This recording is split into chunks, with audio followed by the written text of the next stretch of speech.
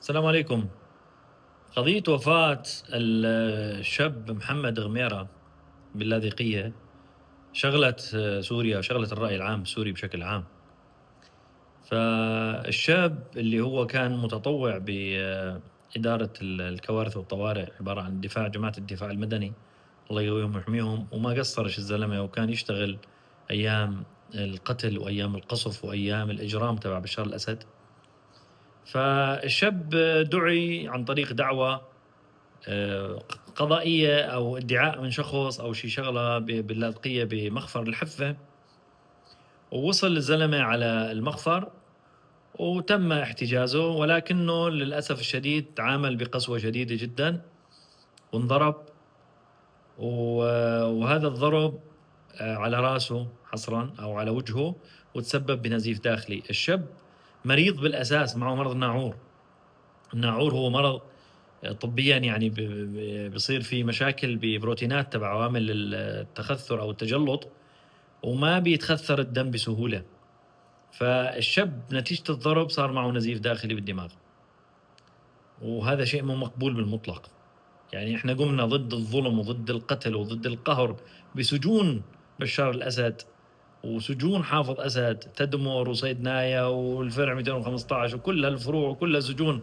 سوريا كلها كانت سجون، لا حول ولا قوة إلا بالله. نيجي شخص مثل هذا نضربه ونقتله، وطبعًا الإهانة مو مقبولة. نحن السوريين انتصرنا بفضل الله عز وجل بثورة عظيمة قُدِّم فيها ملايين الشهداء وملايين المعتقلين وملايين ومئات آلاف الثكالى والجرحى والمصابين والمعاقين. ولا يجوز إهانة شخص. أنت عليك حق، إلك عليه حق بتشتكي عليه، واللي موجودين بالمخافر وبفروع الأمن وكذا بدهم يحترموا حالهم، يحترموا المواطن السوري غصبًا عن راسهم، لأنه أنت إجيت على مكانك وعم تاخذ راتبك، أعلى رواتب عم تاخذها هسه أنت، عم تاخذ $200 و$300 وغيره إذا مو أكثر، يعني على هذا الكلام، مو على الفاضي عم تاخذن. يعني أنت موظف، أنت عند الدولة وبدك تحترم منصبك وتحترم الناس اللي تيجي لعندك. قولا واحدا، وزير الداخلية الله يجزاه الخير ما قصر أبدا، اتصل واعتذر وعز عفوا بوفاته، الله يجعل من الشهداء يا رب، وشكل لجنة للتحقيق من خيرة الضباط اللي موجودين بالداخلية. فبنقول إن شاء الله يقويهم إن شاء الله ويحق الحق بإذن الله، ويسر الأمور يا رب إن شاء الله هيك، وما تتكرر هاي الحادثة. وفي ناس كثير عم تصطاد بمي العكرة وبدها تأخذ الحادثة هاي مشان تضرب السلم الأهلي بالنسبة لسوريا، وتحكي إنه العلويين وكذا. عرفت شلون؟ رغم إنه الشاب بالحفة أتوقع إنه سني يعني، فما بتفرق سني ولا علوي ولا غيره، المهم مواطن سوري.